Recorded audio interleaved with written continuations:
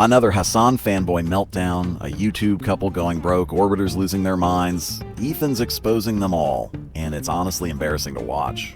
Today's video, Ethan is once again in the middle of some classic internet drama, this time going head-to-head with a new wave of Hasan fanboys who seem absolutely obsessed with him. And leading the pack is a guy named Gateau, a terminally online Twitter troll who actually calls himself the creator of the H3 Snark subreddit.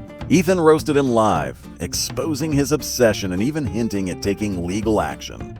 This guy's not some random reply guy. We're talking about someone who's managed to rack up over 150,000 tweets across accounts. And that's not counting the ones that got banned. Imagine living your whole life on Twitter talking trash about people you've never met while pretending you're the moral authority of the internet. And the best part, Gateau always plays the victim.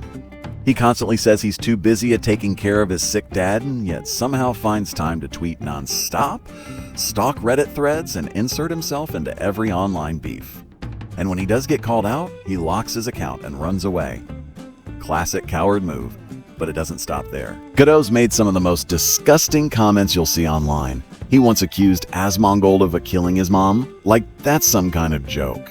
And when Nuxtaku lost a family member in the October 7 attacks, Gateau mocked him too, even making up fake stories about Nux's friends dying in the IDF just to be edgy. And when people called him out for his anti-Semitic comments, actually justified terror attacks, saying things like, at least a crazy person attacked them and not a school. Imagine thinking that makes you look good. Gateau isn't even the worst of the bunch.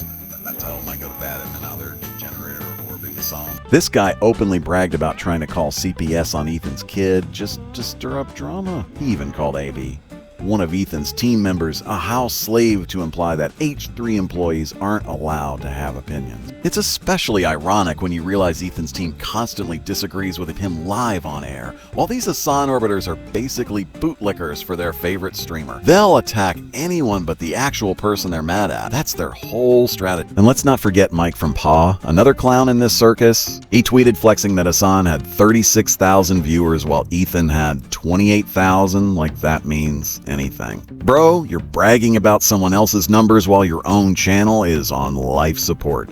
But he says, make sure to show this to Ethan. Only 7 million views in June. Damn, are you... Ethan and his fans roasted Mike for it, pointing out that H3 pulled 7 million views in June alone. Sure, I knew he was going to type, you're right. It auto-corrected to 6 million Jews. Even though they were on break for half the month. That's more than Mike's entire career. Ethan's average is around 15 million views a month, numbers Mike can only dream of. Ike even tried the cheap shot route, DMing AB to mock H3's YouTube views, hoping to stir up drama from the sidelines, but it backfired. And let's not forget. So the guy pays for my tab. I think I'm getting your attention. This is the same Mike who went viral for creeping out a woman on camera and for that pathetic clip of him punching a couch and still managing to look weak. These guys have nothing, no audience, no legacy, no respect. They orbit around Hasan like their lives depend on it. And whenever they're called out, they fold like wet paper. Now let's talk about the biggest fall-off story of them all, iDubbbz Anisa. Once considered YouTube royalty, they're now broke, irrelevant, and on the verge of collapse. Ethan checked out their podcast, and wow, with 7 million subscribers, they can't even get a decent Patreon following. Their numbers are embarrassing. Instead of rebuilding, they threw their content behind a paywall. Classic move when you've lost your audience and don't want people to see it flop publicly. And let's be real, Creator Clash 3 was a disaster too. They ran that into the ground like everything else they touch now. They even admitted on stream that they're broke, trying to sell their house and apparently moving to Canada, likely to live with Anisa's family. A huge downgrade from where they used to be. iDubbbz's old edgy content probably got demonetized, and now no one even finds him funny anymore. The guy's a shell of his former self, and Anisa, she's already setting up her exit strategy, calling him a mean off-camera and making sure she looks like the good guy when the inevitable breakup happens.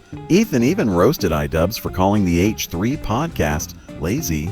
Because let's face it, say what you want about Ethan, but at least he's got a real studio, crew, and a setup. Okay, so here's the fucking deal. We're poor. Sorry.